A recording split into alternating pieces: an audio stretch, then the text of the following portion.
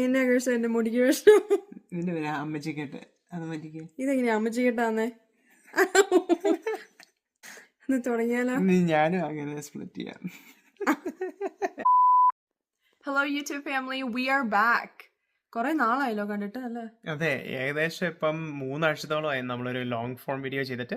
പക്ഷെ ഇതിന്റെ ഇടയിലൂടെ ഞങ്ങൾ കുറെ ഷോർട്സ് ആയിട്ട് നിങ്ങളുടെ മുന്നിൽ വന്നിരുന്നു. അതെങ്ങനെയുണ്ടായിരുന്നു?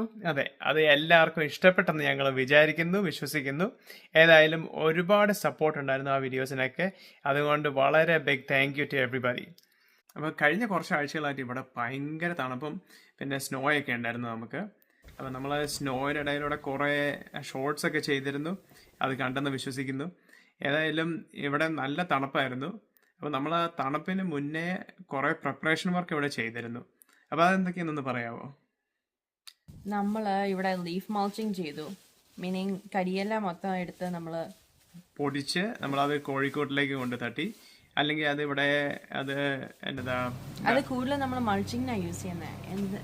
അതെ, കോഴിക്കൂടിന്റെ അകത്ത്. അപ്പൊ അവർക്ക് അത് ഡ്രൈ ആയത് കാരണം അത് മോയ്സ്ചറൊക്കെ അബ്സോർവ് ചെയ്യാൻ നല്ലതാണ്. അതുകൊണ്ട് നമ്മളത് കുറെ എടുത്ത് കോഴിക്കൂടിന്റെ അകത്തും അവരുടെ റണ്ണിന്റെ അകത്തൊക്കെയാണ് നമ്മളത് ഉപയോഗിക്കുന്നത്. ഇതൊക്കെ പിന്നെ ഫില്ലർ ആയിട്ട് യൂസ് ചെയ്യാനും പറ്റും. നമുക്ക് ഗാർഡൻ ബെഡിനകത്ത് അതെ, മൊത്തം സോയിൽ ഇടണ്ടല്ലോ. അത് പൊടിച്ചു കഴിഞ്ഞാൽ അത് വേഗം അങ്ങ് ഡീകമ്പോസ് ചെയ്ത് പോയിക്കോളും. അല്ലെങ്കിൽ അത് നനഞ്ഞു കിടന്ന് നമ്മളത് സ്നോയിലിടയ്ക്കാണെങ്കിൽ അത് തെന്നി വീഴാനൊക്കെ ഒരുപാട് റിസ്ക് കൂടുതലുണ്ട്. പിന്നെ അതത്ര ഡീകമ്പോസിങ് അത്ര സ്പീഡിൽ നടക്കുകയല്ല. അതുകൊണ്ട് നമ്മളത് വേഗം ക്ലീൻ ആക്കി എല്ലാം റെഡിയാക്കി സെറ്റ് ചെയ്തു. പിന്നെ നമ്മൾ ചിക്കൻ കൂപ്പിന് കുറെ ഏതാണ്ടൊക്കെ ചെയ്തില്ലേ? ചിക്കൻ കൂപ്പിന് നമ്മൾ വിൻഡറൈസേഷൻ ചെയ്തു. അതായത് ചിക്കൻ കൂപ്പിന്റെ അകം മൊത്തം നമ്മൾ വിൻഡ്, അതായത് കാറ്റ് കയറി ഇറങ്ങാതിരിക്കാൻ വേണ്ടിയിട്ട് നമ്മളത് ഫുള്ള് സീൽ ചെയ്തു. അപ്പോൾ നിങ്ങൾ ചോദിക്കും അതിനകത്ത് വെന്റിലേഷൻ ഇല്ലെന്ന്. വെന്റിലേഷൻ ഉണ്ട്, കാരണം ടോപ്പിലൊക്കെ ചെറിയ തുളകൾ അവിടെ ഇവിടെയൊക്കെ ആയിട്ടുണ്ട്. അപ്പോൾ അത് ഒരുപാട് വിൻഡ് ഡ്രാഫ്റ്റ് ഇല്ലെങ്കിൽ അവർക്ക്, ക്രോസ് വിൻഡ് ഇല്ലെങ്കിൽ അവർക്ക് തണുക്കുകയല്ല. അവർക്ക് നല്ല പപ്പുള്ള കാരണം അവർക്കും ഫ്രോസ്റ്റ് ബൈറ്റ് കിട്ടും. ഫ്രോസ്റ്റ് ബൈറ്റ് വരാൻ ചാൻസ് ഉണ്ട്. പക്ഷെ എന്നാലും നല്ല പപ്പൊക്കെ ഉള്ള കാരണം അവര് നല്ല ബോൾ പോലെ ആയിട്ട് അങ്ങനെ അങ്ങ് ഇരുന്നോളും. പിന്നെ അടുത്തടുത്താണല്ലോ അവരിയ്ക്കുന്നത്. അപ്പൊ അങ്ങനെ അവര് അങ്ങോട്ടും ഇങ്ങോട്ടും ചൂടാക്കി അവര് തന്നെ ചൂടാക്കി വെച്ചോളും. പിന്നെ നമ്മള് അതിന്റെ അകത്ത് പ്രിപ്പറേഷന്റെ ഭാഗമായിട്ട് നമ്മള് ഹീറ്റ് പ്ലേറ്റ് വെച്ച് കൊടുത്തിട്ടുണ്ടായിരുന്നു. പിന്നെ നമുക്ക് ഹീറ്റ് ലാമ്പ് ഇട്ട് കൊടുത്തിട്ടുണ്ട്. പക്ഷെ അതത്ര ഇഫക്റ്റീവ് അല്ല. അതിലും നല്ലത് ഹീറ്റ് പ്ലേറ്റ് തന്നെയാണ്. ഹീറ്റ് ലാമ്പ് ആക്ച്വലി ഭയങ്കര ഡേഞ്ചറസ് ആണ്. അത് പൊട്ടിത്തെറിച്ച് മിക്കവാറും അതെ, തീ പിടിക്കാൻ ചാൻസ് ഉണ്ട്. അതുകൊണ്ട് അത്ര ഒരു സേഫ് അല്ല. പിന്നെ നമ്മൾ അവരുടെ വെള്ളം ആണ് പിന്നെ ഏറ്റവും ഇമ്പോർട്ടൻ്റ് ആയിട്ടുള്ള ഒരു സംഭവം. അപ്പോൾ അത് പുറത്ത് ഇരുന്ന് കഴിഞ്ഞാൽ നമുക്കിവിടെ 4 ദിവസത്തോളം ഫ്രീസ് ഉണ്ടായിരുന്നു. അപ്പോൾ അത് ഒരു ദിവസം പോലും ചെയ്യുകയല്ല. അതുകൊണ്ട് നമ്മൾ അതിൻ്റെ അകത്ത് അക്വേറിയത്തിനകത്ത് ഇടുന്ന വാട്ടർ ഹീറ്ററാണ് ഇട്ടിരുന്നത്. അതാണ് ആക്ച്വലി ഏറ്റവും ബെസ്റ്റും ഏറ്റവും ചീപ്പസ്റ്റ് ആയിട്ടുള്ള സൊല്യൂഷൻ. അത് നമ്മൾ പല സൊല്യൂഷൻസും ട്രൈ ചെയ്തു. നമ്മൾ ഓൺലൈനിൽ നിന്ന് പല കാര്യങ്ങളും കണ്ടു.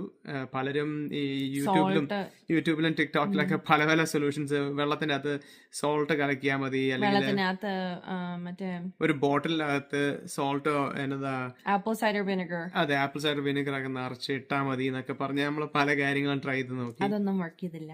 അതെ, അപ്പൊ അതൊന്നും വർക്ക് ചെയ്യാത്തതുകൊണ്ട്, അതെ, ട്രൈ ചെയ്ത് വെറുതെ വിഷമിക്കണ്ട. അതൊന്നും വർക്ക് ചെയ്യാത്തതുകൊണ്ട് ഞങ്ങള് ഈ ഒരു സൊല്യൂഷൻ ഞങ്ങൾ ഒരു ഫ്രണ്ടിന്റെ വീട്ടിൽ ചെന്നപ്പോൾ അവർക്ക് അക്വേറിയത്തിന്റെ അകത്ത് ഇത് കിടക്കുന്നത് കണ്ടപ്പോഴാണ് ഞങ്ങൾക്കിത് ക്ലിക്കായത്. അപ്പം ഞങ്ങൾ അതിവിടെ വന്നു. ഞങ്ങൾ കഴിഞ്ഞ കൊല്ലം ടെസ്റ്റ് ചെയ്തു, അത് സക്സസ് ആയിരുന്നു. ഈ കൊല്ലം ഞങ്ങൾ അതാണ് യൂസ് ചെയ്തത്.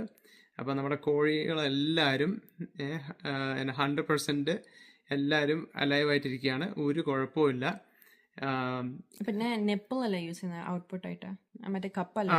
പിന്നെ നമ്മള് കപ്പ്, അതായത് വെള്ളം കളക്ട് ചെയ്ത് നിൽക്കുന്ന കപ്പുകളുണ്ട്, അതല്ല നമ്മൾ യൂസ് ചെയ്യുന്നത്. വിന്റർ ടൈമിൽ അത് പറ്റിയല്ല, കാരണം അതിന്റെ കപ്പിനകത്ത് വെള്ളം ഫ്രീസ് ചെയ്ത് പോകും. അതുപോലെ അതിലേക്കുള്ള കണക്ഷൻ ലൈനിലും ഫ്രീസ് ചെയ്ത് പോകും. അപ്പൊ അത് ഏതായാലും ഇങ്ങനത്തെ ക്ലൈമറ്റിൽ പറ്റിയല്ല.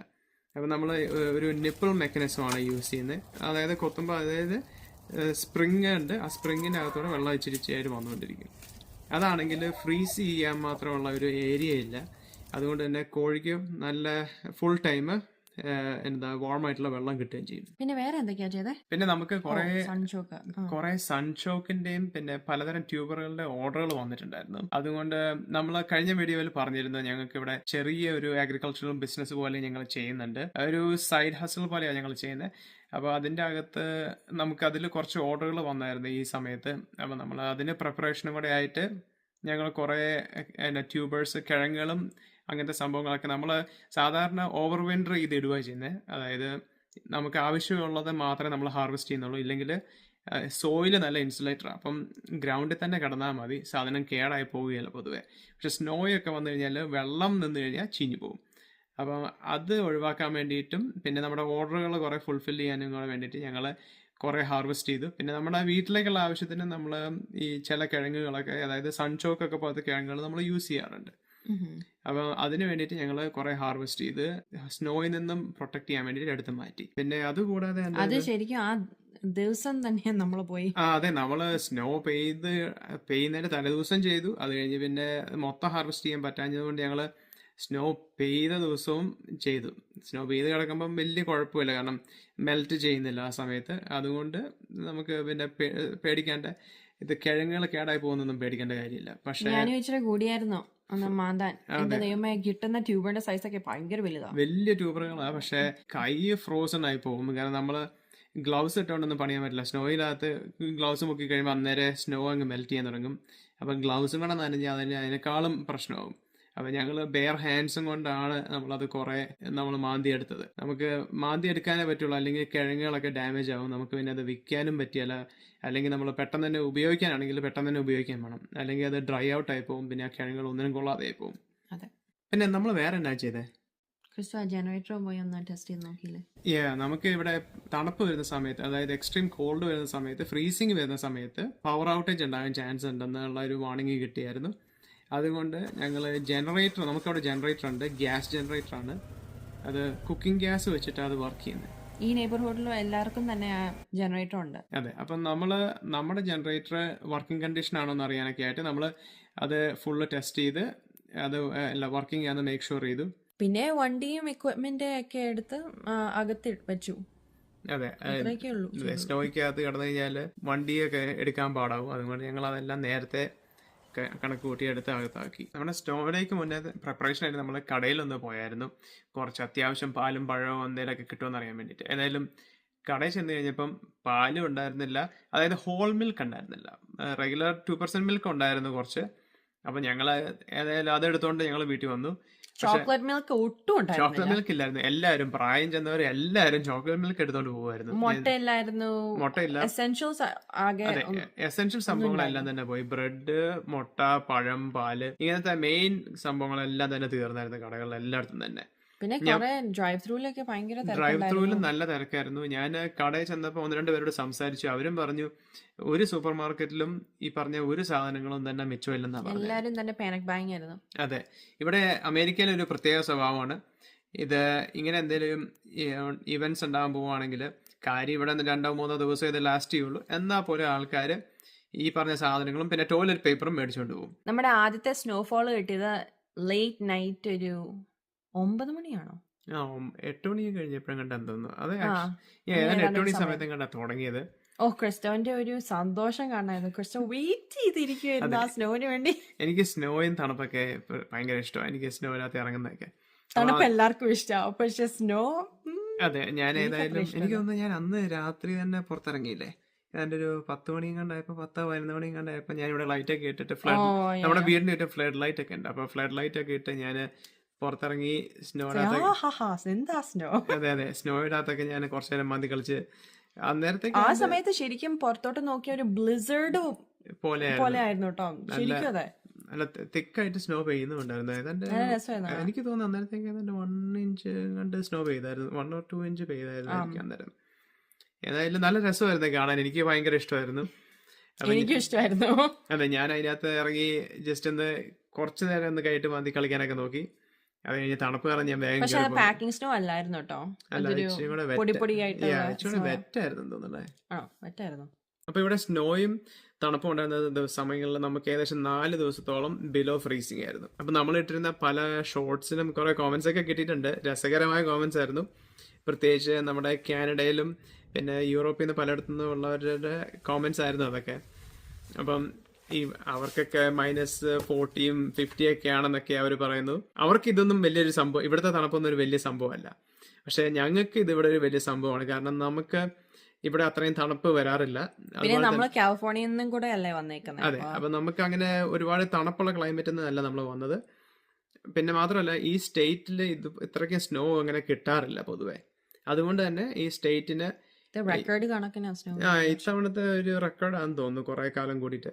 ഏതായാലും ഈ സ്റ്റേറ്റിന് ഇത്രയും സ്നോയും തണുപ്പും ഹാൻഡിൽ ചെയ്യാനുള്ള എക്വിപ്മെന്റോ ഇൻഫ്രാസ്ട്രക്ചറോ ഇല്ല. കാരണം ഇവിടെ ഇത്രയും തണുപ്പ് വരാറില്ലാത്തതുകൊണ്ട് ഇവരതിന് പ്രിപ്പയർഡ് അല്ല. അവരെന്താ ചെയ്യുന്നത് വെച്ചാൽ പൊതുവെ ഷട്ട് ഡൗൺ ചെയ്യും പല ഓപ്പറേഷൻസും. അതായത് എമർജൻസി ആയിട്ടുള്ള കാര്യങ്ങൾ മാത്രമേ സപ്പോർട്ട് ചെയ്യുള്ളൂ. ഈവൻ ഫയർ ഡിപ്പാർട്ട്മെന്റും പോലീസ് ഡിപ്പാർട്ട്മെന്റും വരെ എനിക്ക് തോന്നുന്നു വാർണിംഗ് തന്നിരുന്നത് എല്ലാവരോടും പറഞ്ഞു എമർജൻസി മാത്രമേ അവര് അറ്റൻഡ് ചെയ്യുള്ളൂ. എമർജൻസിന്റെ ഡെഫിനിഷൻ അവര് പറഞ്ഞായിരുന്നു. എന്തായിരുന്നു? ഞാൻ മറന്നു എന്താ അവര് പറഞ്ഞത്. പക്ഷെ ബേസിക്കലി എന്തെങ്കിലും ഇഞ്ചുറി എന്തെങ്കിലും ഉണ്ടെങ്കിൽ മാത്രമേ അവര് അറ്റൻഡ് ചെയ്യുള്ളൂ. അല്ലെങ്കിൽ അവര് അറ്റൻഡ് ചെയ്യല. അതായത് ഇപ്പം ആരെങ്കിലും വണ്ടി കൺട്രോൾ വിട്ട് വല്ല ഡിച്ചിലും പോയി ചാടി കഴിഞ്ഞാൽ ആർക്കും കുഴപ്പമൊന്നും ഇല്ലെങ്കിൽ അവര് അറ്റൻഡ് ചെയ്യല. അല്ല, എമർജൻസി സർവീസസിനെ വിളിക്കാം, പക്ഷെ എന്നാലും സ്റ്റക്ക് ആയിട്ട് ഇരിക്കും. അതെ, ടോയിങ് സർവീസിനൊക്കെ വിളിച്ചു കഴിഞ്ഞാൽ കിട്ടിയാലോ മിക്കവാറും. കാരണം ഒരുപാട് വണ്ടികൾ അവിടെ ഇവിടെയൊക്കെ ആയിട്ട് ഇഷ്യൂസ് ഒക്കെ ഉണ്ടാവും. ഇവിടെ ഏതായാലും അതിനുള്ള ഇൻഫ്രാസ്ട്രക്ചർ ഇല്ല. അതുകൊണ്ട് തന്നെ അവര് വാർണിംഗ് കൊടുത്തു ആവശ്യമില്ലെങ്കിൽ പുറത്ത് ഇറങ്ങരുതെന്ന് തന്നെ. പക്ഷെ ഇറങ്ങി. നമ്മള് സേഫ് ആണോ എന്ന് നോക്കിയിട്ടാണ് ഇറങ്ങിയത്. ഏതായാലും ഞങ്ങൾ ആദ്യത്തെ സ്നോ ഡേ കഴിഞ്ഞപ്പം ഞങ്ങളൊന്ന് ജസ്റ്റ് ഒന്ന് പുറത്ത് കാണാനൊക്കെ ആയിട്ടൊന്ന് ഇറങ്ങി. ഞാൻ ആദ്യം ഒന്ന് ടെസ്റ്റ് ഡ്രൈവ് ചെയ്ത് നോക്കി നമ്മുടെ നെയ്ബർഹുഡിലൂടെ. അപ്പം സേഫ് നമ്മുടെ മെയിൽമാൻ വരെ പോയായിരുന്നു കേട്ടോ. അവര് പക്ഷെ ചെയിൻ ഇട്ടിട്ടാ പോയെ. അവർക്ക് അവരുടെ ടയറെ ചെയിൻ ഉണ്ടായിരുന്നു. അപ്പൊ അവർക്ക് നമുക്ക് അതങ്ങനത്തെ എക്വിപ്മെന്റ് ഒന്നും ഇല്ലാത്തതുകൊണ്ട് നമ്മളേതായാലും 4-wheel ഡ്രൈവ് ട്രക്ക് ഉണ്ട്. അതും കൊണ്ട് നമ്മള് മെല്ലെ മെല്ലെ മെല്ലെ അങ്ങ് പോയി ജസ്റ്റ് ഒന്ന് കാണാനൊക്കെ ആയിട്ട് ഈ സ്നോയുടെ ഒരു ഫീല് കിട്ടാനും വേണ്ടിട്ട്. മേജർ ഷോപ്സ് ഒക്കെ ഒരു 5 മണിയായപ്പോ തന്നെ അവര് അടച്ചു. അപ്പൊ നമ്മള് ആദ്യത്തെ ദിവസം സ്നോ കഴിഞ്ഞ് ഇറങ്ങിയപ്പം എനിക്ക് തോന്നുന്നു നമ്മളൊരു 5:36 ആയെന്ന് തോന്നുന്നു വീട്ടിൽ നിന്ന് ഇറങ്ങിയപ്പോ തന്നെ. അപ്പം ഞങ്ങള് സിറ്റിയിൽ എത്തിയപ്പോഴത്തേക്ക് ഏകദേശം എല്ലാ കടകളും തന്നെ അടച്ചു. ഒന്നും തന്നെ റോഡിൽ ആൾക്കാരുണ്ടായിരുന്നു. വളരെ കുറച്ചേ ഉണ്ടായിരുന്നുള്ളൂ. വണ്ടികളുണ്ടായിരുന്നു അവിടെ ഇവിടെയൊക്കെ ആയിട്ട്. പക്ഷെ എന്നാലും വളരെ കുറച്ചേ ഉള്ളൂ. കാരണം ലൈനൊന്നും കാണത്തില്ലായിരുന്നു. കാരണം സ്നോ ഒന്നും ഷവൽ ചെയ്തിട്ടില്ല ആ സമയത്ത്.